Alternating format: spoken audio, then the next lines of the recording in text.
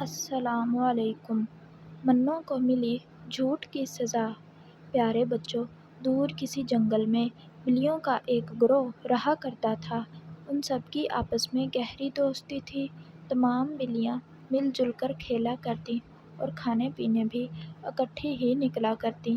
سردیوں کے موسم کا آغاز ہو گیا تھا اور باہر ٹھنڈ کی شدت بڑھنے لگی تھی۔ ایسے میں بلیوں کو گھر سے نکلنا محال لگنے لگا، لیکن انہیں پیٹ بھرنے کی خاطر جانا پڑتا۔ بلیوں میں ایک بلی جس کا نام منوں تھا قدرے سست تھی۔ وہ روزانہ سوچتی کہ آج کسی طرح اسے باہر نہ جانا پڑے اور گھر بیٹھے ہی کھانا مل جائے، لیکن سب کے بار بار کہنے پر اسے ساتھ جانا پڑتا۔ ایک روز منوں سو کر اٹھی تو اسے ٹانگ میں درد محسوس ہو رہا تھا۔ اس نے ساتھی بلیوں کو بتایا کہ جانے کیوں وہ پیر میں تکلیف محسوس کر رہی ہے، جس پر دوسری بلیوں نے اس سے ہمدردی کا اظہار کرتے ہوئے ایک دو روز آرام کرنے کا مشورہ دیا اور خود کھانے کی خاطر باہر نکل گئیں۔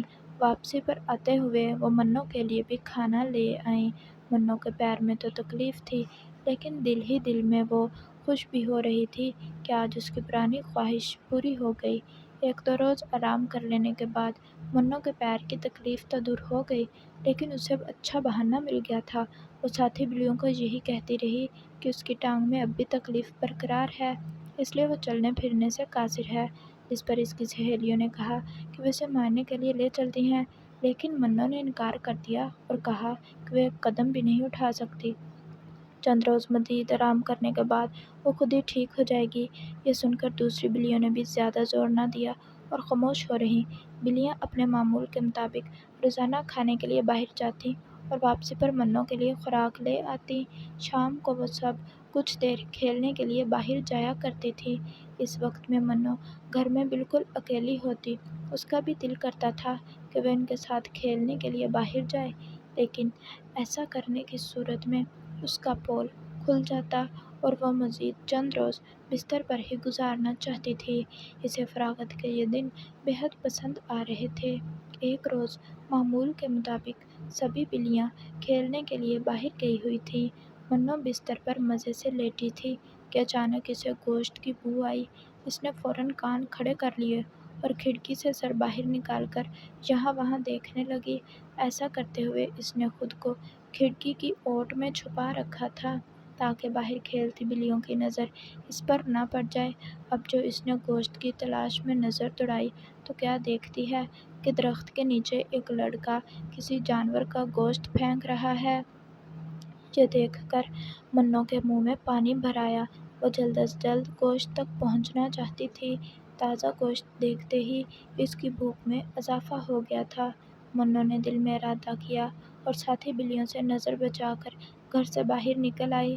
وہ درختوں کی اوٹ میں ہوتی ہوئی گوشت تک پہنچنا چاہ رہی تھی اور چاہتی تھی کہ دوسری بلیوں تک گوشت کی خوشبو پہنچنے سے پہلے اسے کھانے میں کامیاب ہو جائے۔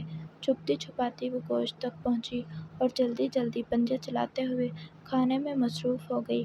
اب تک کسی کی اس پر نظر نہیں پڑی تھی۔ سارا گوشت ختم کرنے کے بعد وہ بے حد خوش تھی اور چاہتی تھی کہ اب یوں ہی چپکے سے ساتھی بلیوں کے واپس آنے سے پہلے گھر پہنچ جائے۔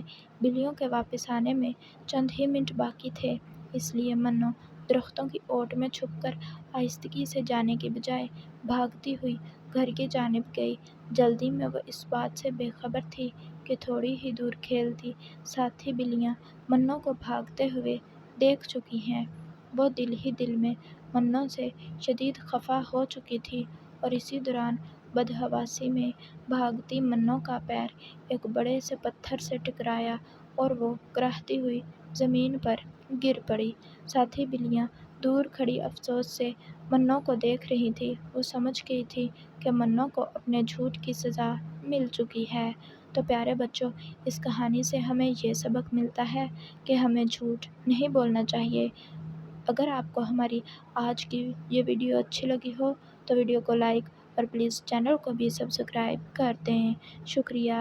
ملتے ہیں آپ سے نیکسٹ ویڈیو میں، تب تک اپنا اور اپنے پیاروں کا خیال رکھیے۔ اللہ حافظ۔